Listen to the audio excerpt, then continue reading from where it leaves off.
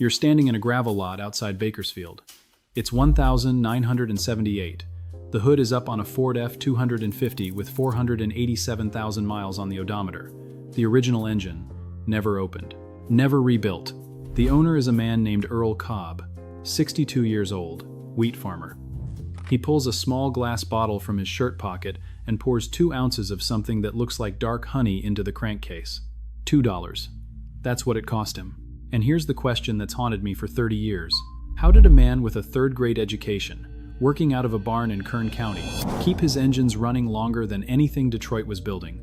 Longer than anything you can buy today? I'm going to tell you exactly what was in that bottle, because the formula still exists. You can mix it yourself this weekend. And once you understand what mechanics in the 1970s quietly stopped recommending, you'll never look at an oil change the same way again. I grew up 2 counties over from Earl. My uncle ran a Sinclair station off Highway 99, and I remember the smell of that bottle.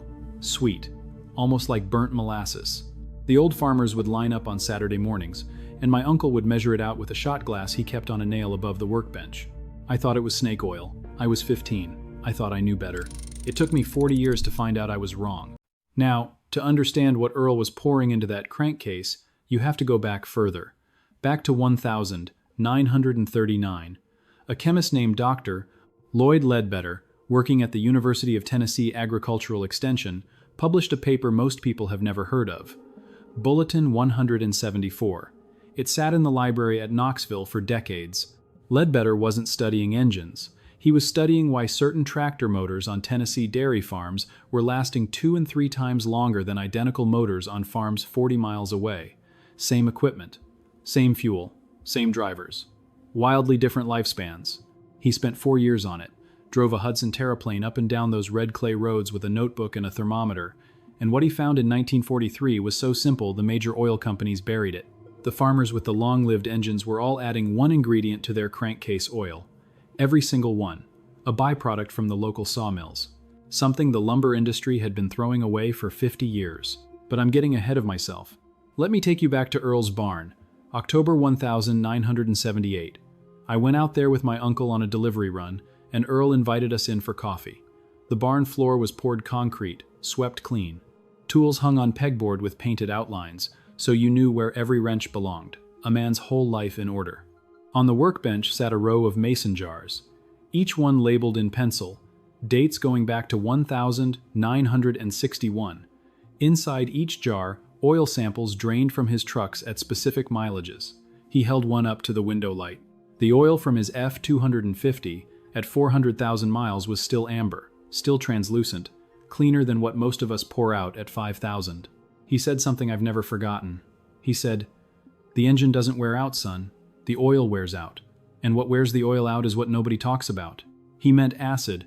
Combustion produces acid, sulfuric acid, nitric acid, organic acids that eat bearings and scrub the protective film off cylinder walls. Modern oils have additives to neutralize this, but those additives deplete fast. By 3,000 miles in a hard-working engine, the buffer is gone, and the acid starts cutting metal. What Earl was adding neutralized that acid for 10 times longer than any commercial additive on the shelf. Therefore, the engine never aged the way engines were supposed to age. But here's where the story turns dark, and I want you to stay with me, because what happened next explains why your grandfather's truck outlasted 3 of yours.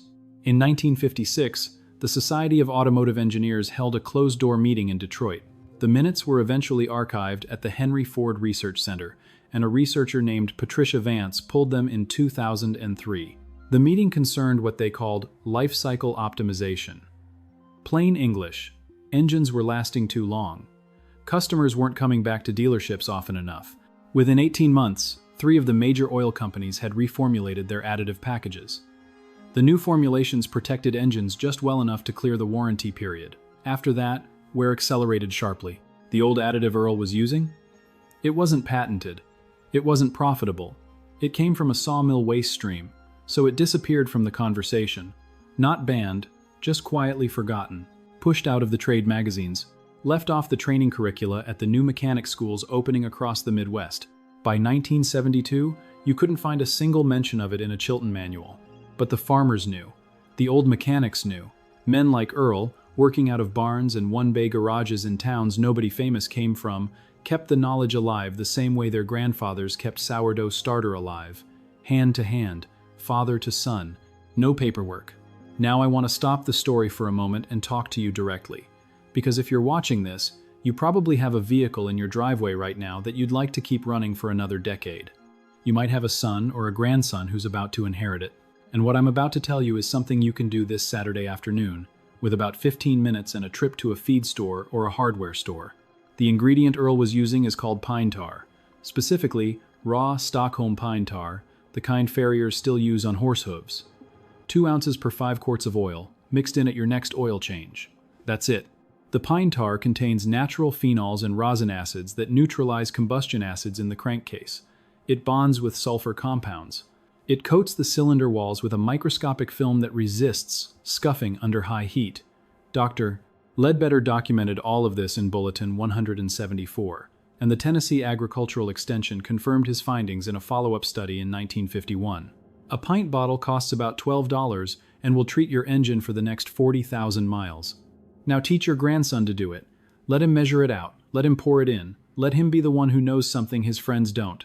That's how knowledge survives. Not in books, in hands. Back to Earl. The last time I saw him was the spring of 1991. He was 75. The F-250 had crossed 612,000 miles. He'd finally retired it, not because the engine failed, but because the frame had rusted through behind the cab. He pulled the motor himself, set it on a stand in the barn, and tore it down for the first time in its life. I was there the day he pulled the head off. The cylinder walls still showed the original crosshatch from the factory hone. The bearings measured within factory tolerance. The cam lobes were sharp. He held up a piston and turned it in the light, and there was a film on it, dark and waxy, that he scraped off with his thumbnail. "That's the tar," he said. "Been protecting this engine for 50 years. Outlived everybody who said it wouldn't." He died 8 months later. His grandson got the F-250. Still has it. Drives it to church on Sundays in Tulare County. Last I heard, the rebuilt engine had another 200,000 miles on it. That's the revelation. That's the thing Detroit and the oil companies hoped you'd never hear.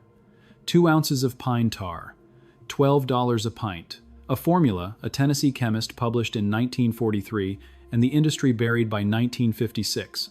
Still works. Still legal. Still sitting on the shelf at every farm supply store in America, waiting for someone old enough to remember why it matters. You just recovered something they took from men like us. A small piece of competence. A small piece of the self-reliance our grandfathers carried without ever calling it that. That's who you are. Someone who refuses to be talked out of what works. Now I want to hear from you. When Earl held that piston up to the window light in his barn, and you saw that dark, waxy film he scraped off with his thumbnail, what did that remind you of? A grandfather? An uncle? A man in your own life who knew something the world forgot? Tell me in the comments. I read them. I want to know whose hands taught you. And if this story moves something in you, subscribe. Not for me. For the others out there quietly putting the old knowledge back into practice, one engine, one grandson, one Saturday afternoon at a time. Next time, I'm going to tell you about a Missouri blacksmith who knew how to harden a knife blade using nothing but a bucket of buttermilk and a piece of hickory charcoal. The metallurgists at Bethlehem Steel called it impossible. He did it 3 times a week for 40 years. I'll see you then.